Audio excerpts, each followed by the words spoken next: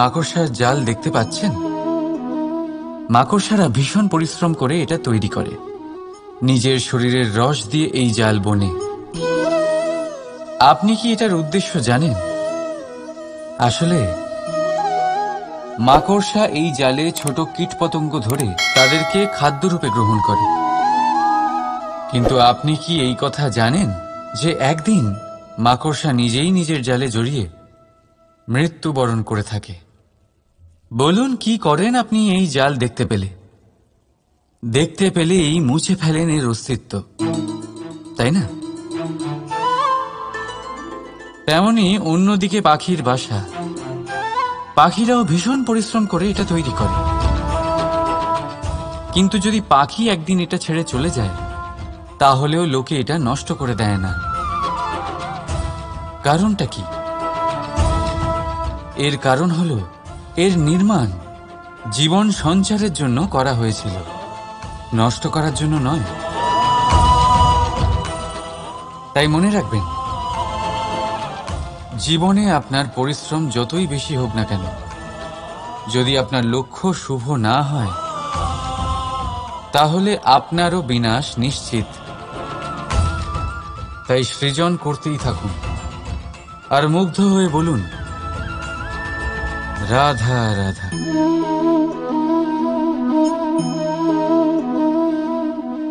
আপনার কি মনে হয় আমি কি করছি? আপনি বলবেন আমি প্রদীপ জ্বালাচ্ছি।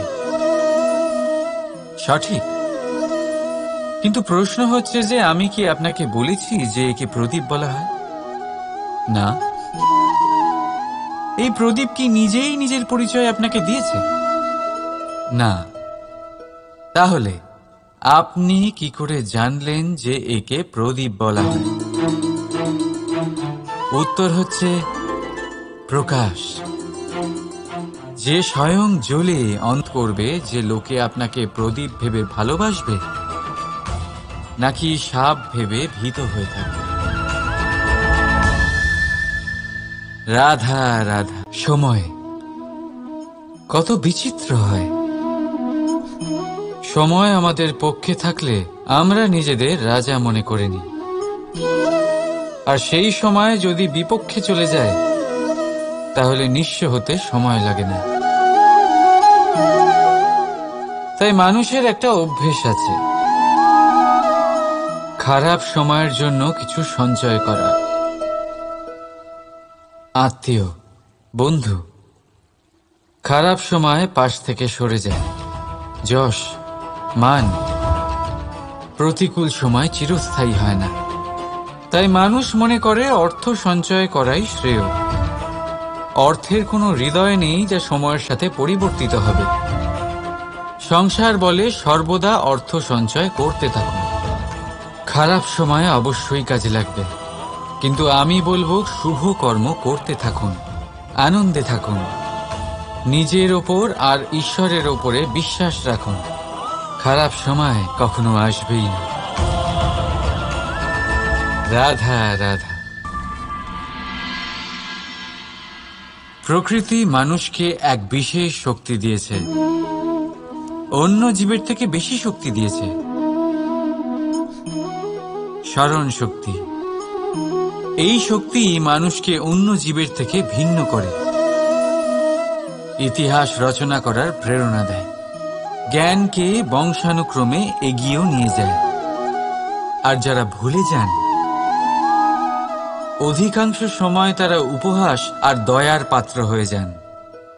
কিন্তু এটাই কি প্রকৃত রূপে সত্য? না। এই স্মরণ শক্তি মানুষের বিকাশে সব থেকে বড় বাধা হয়ে দাঁড়ায়। তার মনকে দূষিত করে দেয়। খারাপ অভিজ্ঞতা, কারোর করা বিশ্বাসঘাতকতা, কারোর কটাক্ষ বেশিরভাগ মানুষই ভুলতে পারেন না, আর তারপর প্রতিশোধ নিতে উদ্যত হন। প্রথমে সময় নষ্ট করেন প্রতিশোধের প্রস্তুতিতে, আর তারপর সময় নষ্ট করেন প্রতিশোধ নেওয়ার সুযোগ খুঁজতে। যদি সন্তুষ্টি পেতে চান, যদি জীবনে আনন্দ পেতে চান, তাহলে স্মরণ শক্তির সদ্ব্যবহার করুন। নিজের স্মরণ শক্তিকে চালনা করুন শুধুমাত্র ভালো কথা আর ভালো স্মৃতির দিকে। জীবনে আনন্দ পাবেন। রাধা রাধা। মানুষ নিজের পরিবারের জন্য কত কিছুই না করে, দিন রাত পরিশ্রম করতে থাকে যাতে তার পরিবারের প্রয়োজন পূরণের জন্য অর্থ রোজগার করতে পারে। কিন্তু শুধু অর্থ রোজগার করাটাই কি যথেষ্ট? আপনি বলবেন হ্যাঁ, নিশ্চয়ই। অর্থ দিয়ে সব কিছু পাওয়া যায়, বিদ্যা পাওয়া যায়, বাড়ি পাওয়া যায়, ওষুধ পাওয়া যায়, আর কত কিছুই না পাওয়া যায়। এই সব একটা পর্যায় পর্যন্ত সঠিক, কিন্তু একটু মন দিয়ে ভেবে দেখুন, যখন কোনো শিশু অসুস্থ হয়ে পড়ে তখন সে ওই তিক্ত ওষুধ কেন খেয়ে নেয়?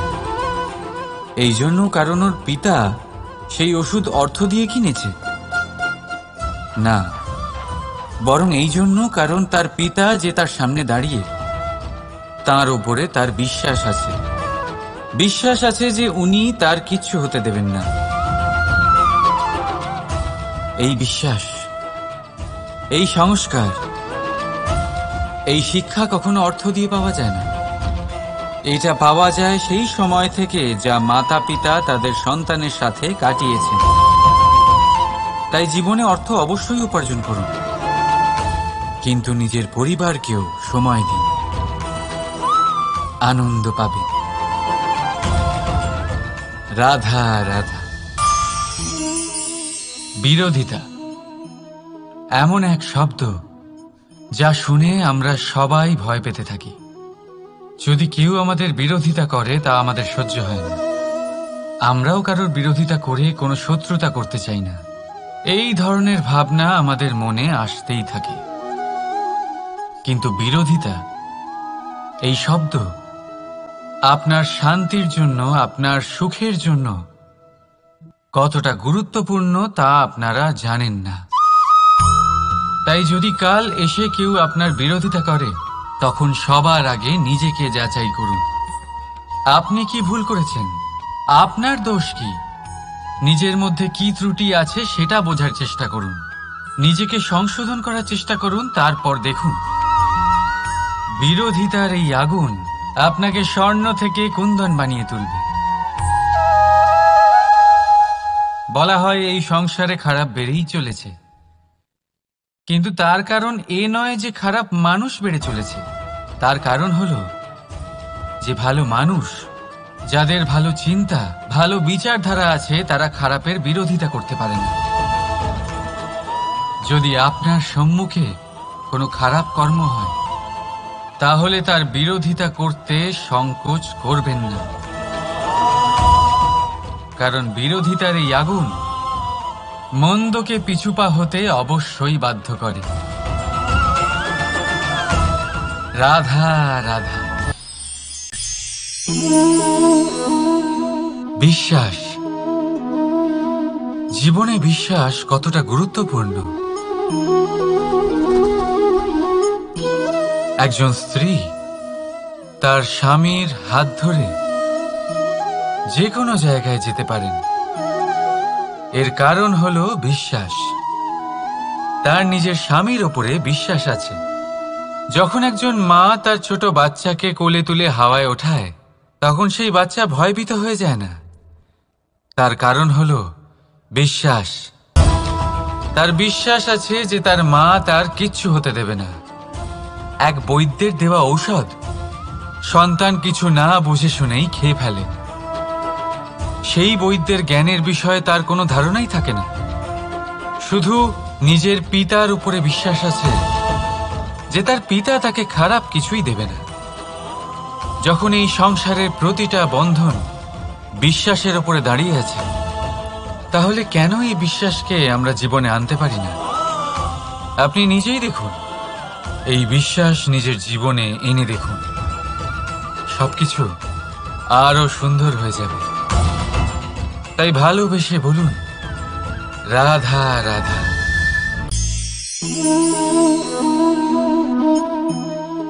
অহংকার, এই শব্দটা সবাই শুনেছেন।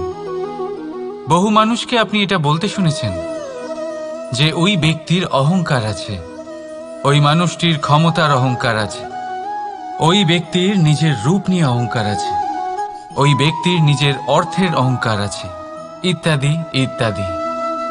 কিন্তু এই অহংকার, এর অস্তিত্ব হয় কি করে? এবারে একবার এই হাতটা দেখুন। যদি এই হাতের 5 আঙুল উঠে দাঁড়ায়, আশীর্বাদ। আর যদি এই হাতের 5টা আঙুল একসাথে মুঠো হয়ে যায়, শক্তি, সংকটের বিরুদ্ধে ঢাল। কিন্তু এই একটা আঙুল সংকটের কারণ হয়ে দাঁড়াতে পারে। এই একটা আঙুল শত্রুকে আহ্বান জানায়। এবার অহংকার বলে এই শব্দটাই দেখে নিন। আমাদের থেকে আলাদা হয়ে গেলে হয় অহং। অহং অর্থাৎ ব্যক্তির মনে হয় যে সে আপনদের থেকে, নিজের বন্ধুদের এবং সঙ্গীদের থেকে, নিজের পরিবারের থেকে অনেক উপরে, অনেক শ্রেষ্ঠতর সে। কিন্তু মনে রাখবেন, এই অহংকার কোনো ব্যক্তির অস্তিত্বের বিনাশের প্রথম ধাপ। তাই ঝেড়ে ফেলে দিন এই অহংকারকে, আর বিশ্বাস করুন আমাদের ওপর, কারণ তখনই আপনি শান্তি পাবেন। আর সেই শান্তির সাথেই বলে উঠবেন, রাধা রাধা।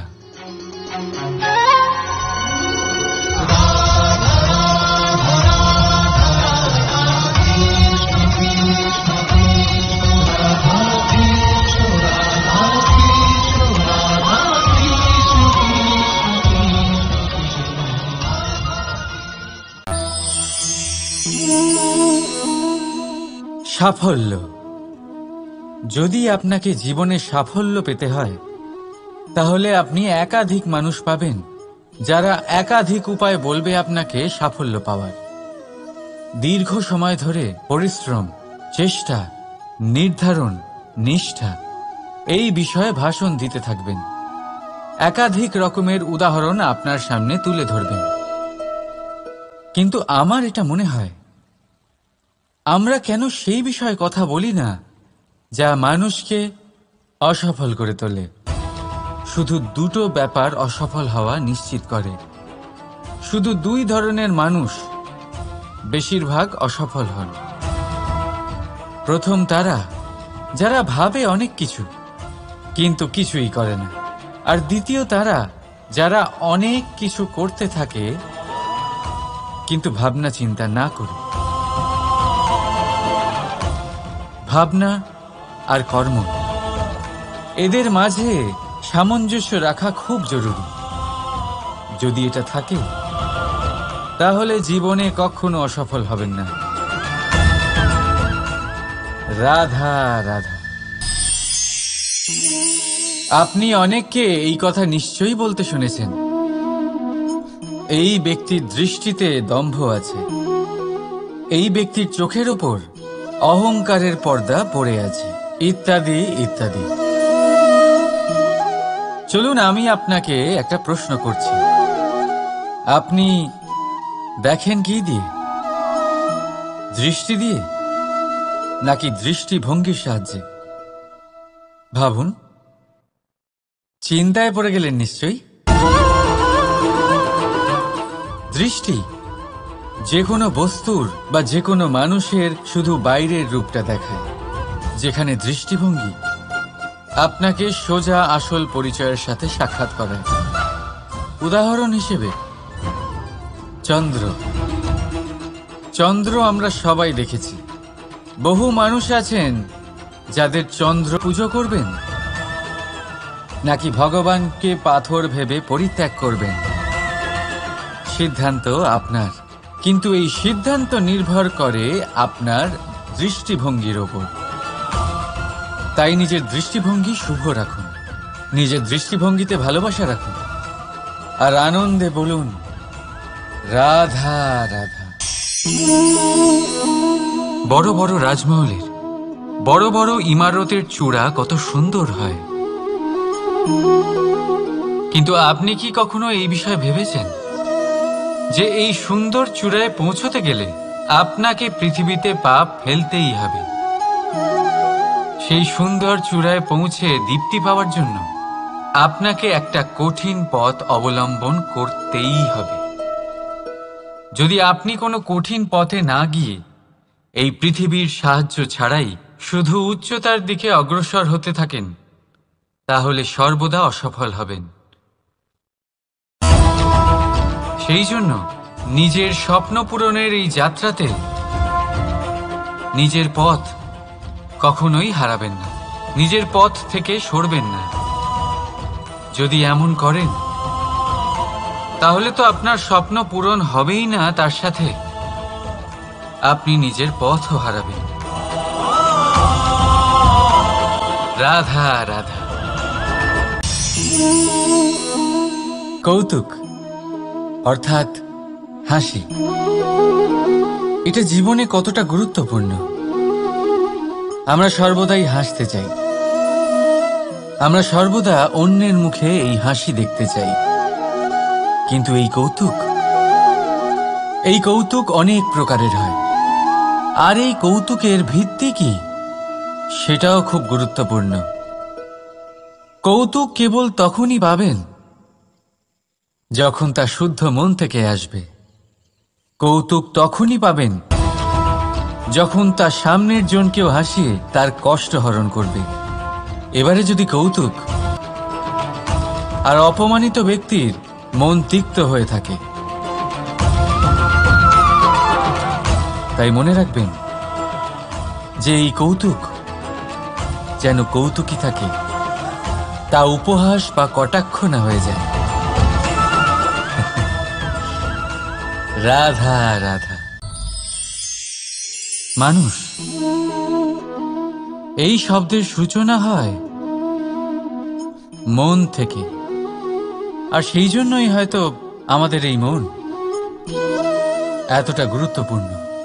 এবারে দেখুন না, আমাদের মনই সবকিছু চালনা করে।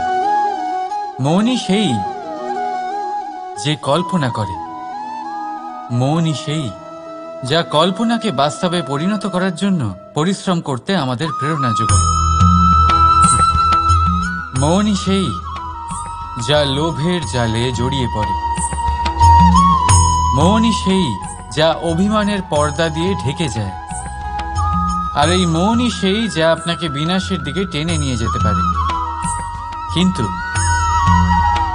যদি তা পরোপকার করার ইন্ধন পায়, তাহলে এমন কোনো মহান কাজ নেই যা আপনি করতে পারবেন না।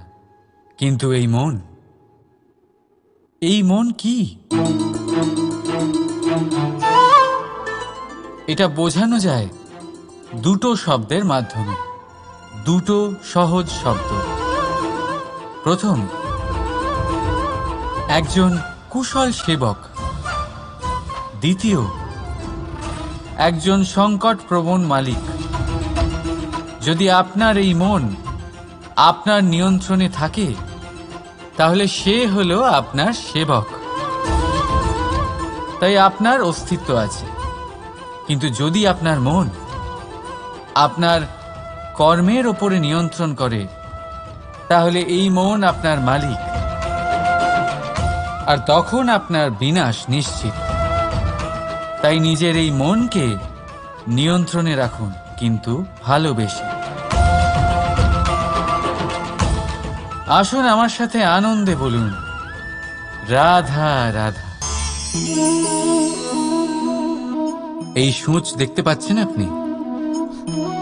এটা শুদ্ধ লোহা দিয়ে তৈরি, বস্ত্র সেলাই করার কাজে লাগে, অস্ত্রোপচারে কাজে লাগে। কিন্তু আপনি কি কখনো ভেবে দেখেছেন এই সূঁচ কিভাবে তৈরি হয়? লোহার এক বড় অংশকে পিটিয়ে পিটিয়ে টেনে টেনে তাকে পাতলা বানানো হয়। এরপরেই আমরা পেয়ে থাকি সূঁচ।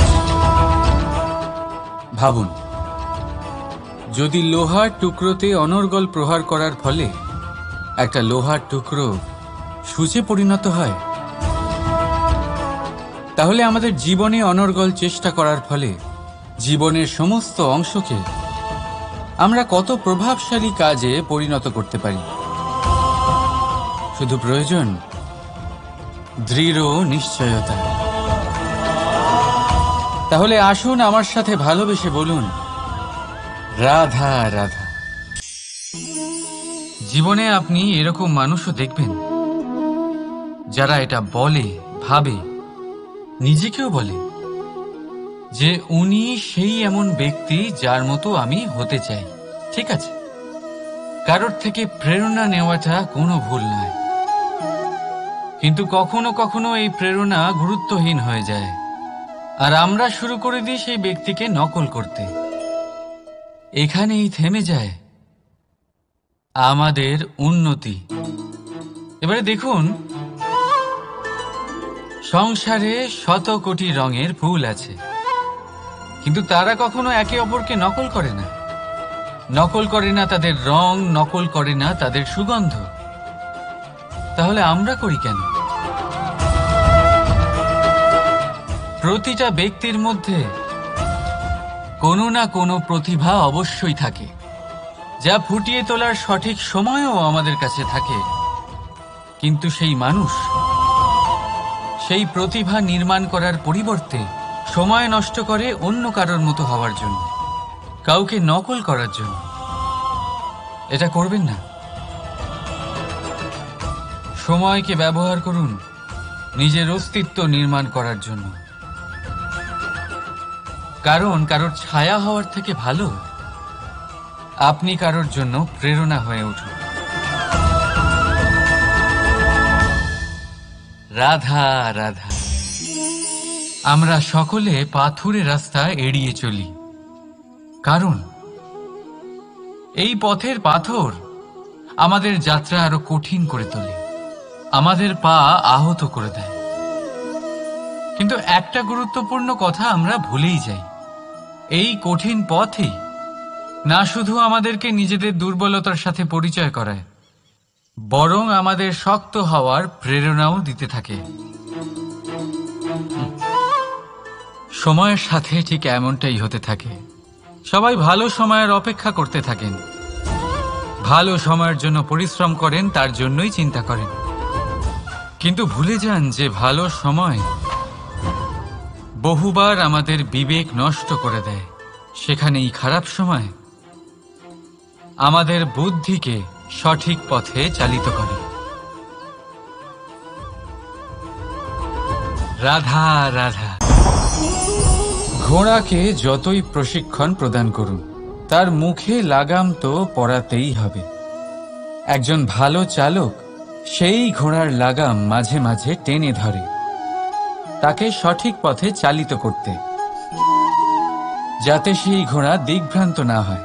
এবার একটু ভাবুন, ঠিক এরকমই হয় আমাদের মন।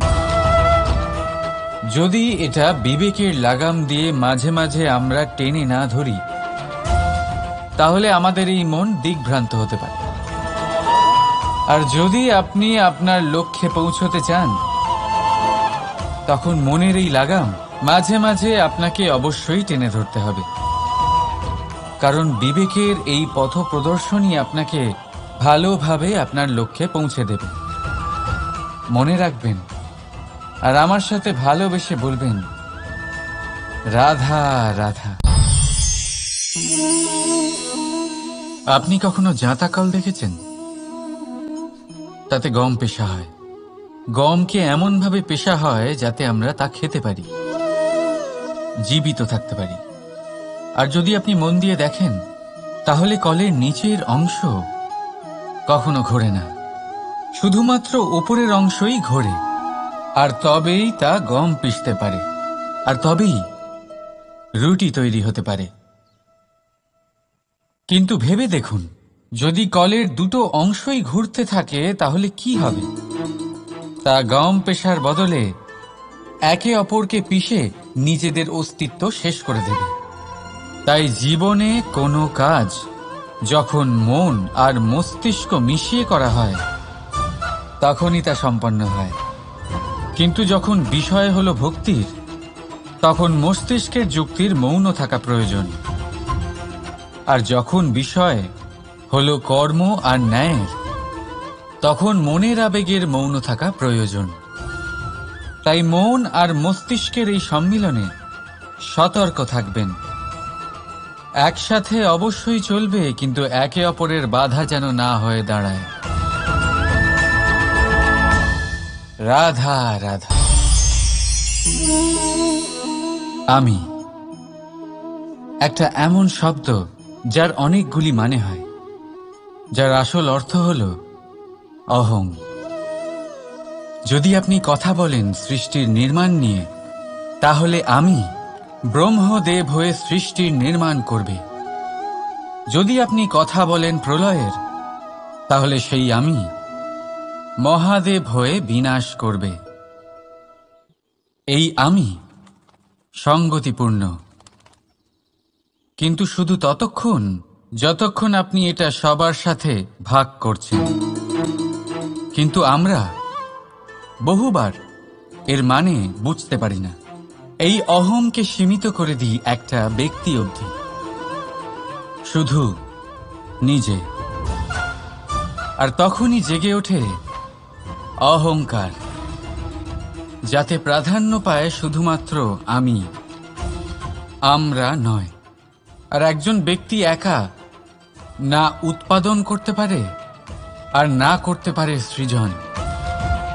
এবারে দেখুন, বৃষ্টির এক ফোঁটা, তারও অস্তিত্ব আছে, কিন্তু তা ধরিত্রীতে পড়লেই সমাপ্ত হয়ে যায়।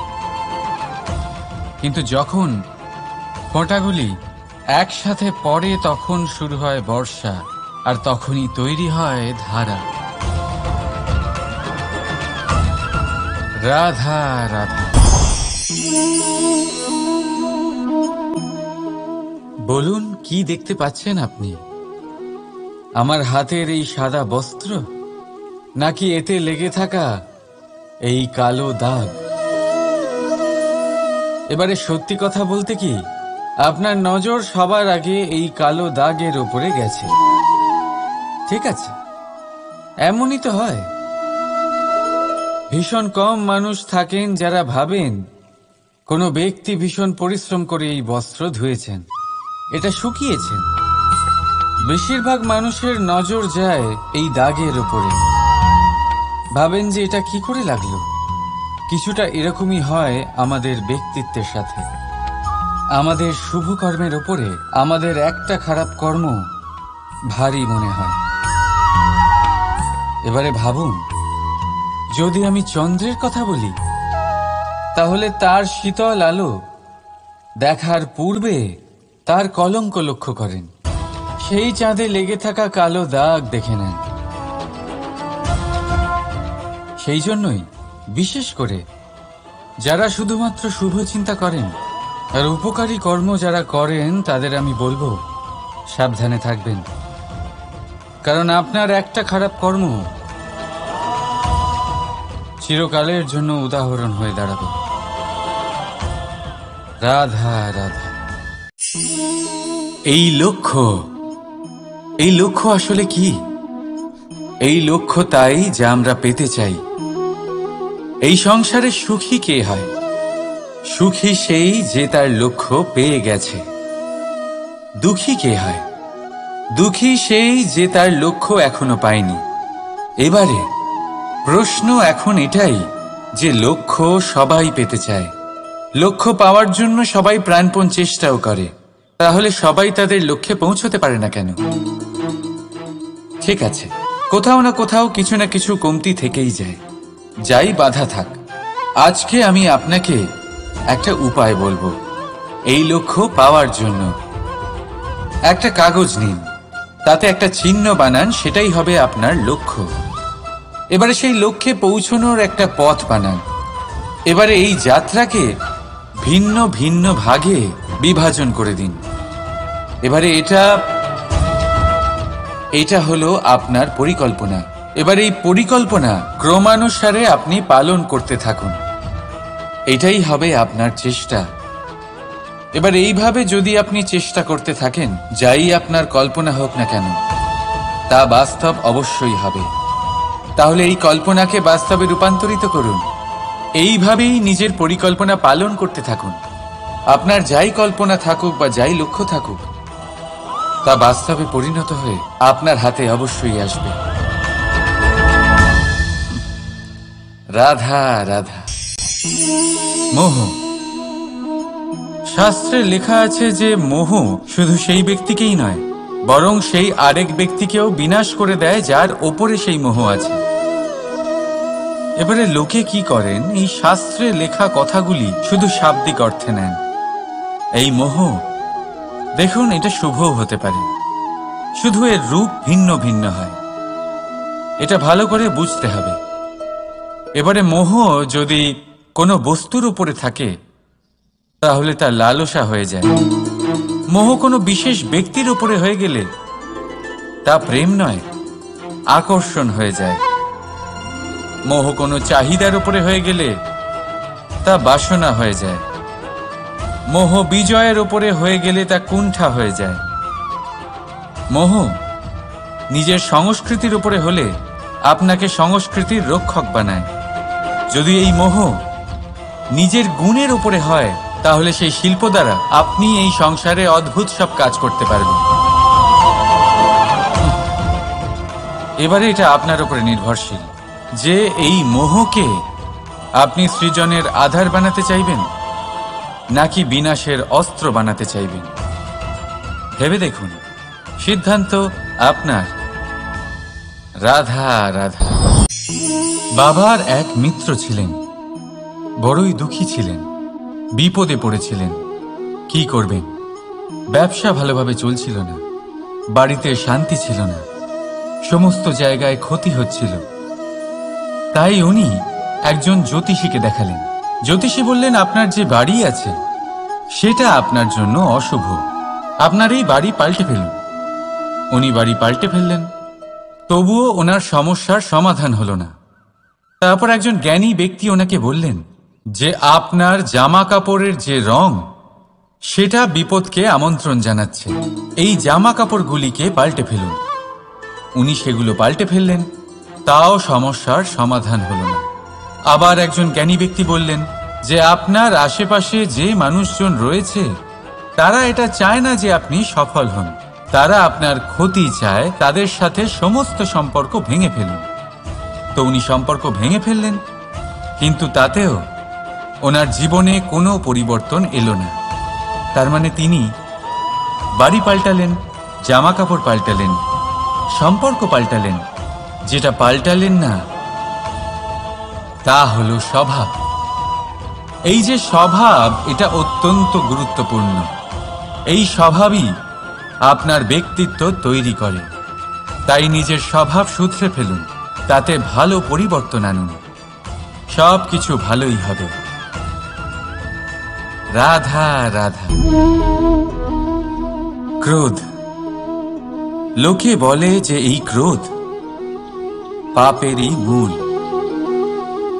কিন্তু সত্যি কি এই ক্রোধ পাপের মূল?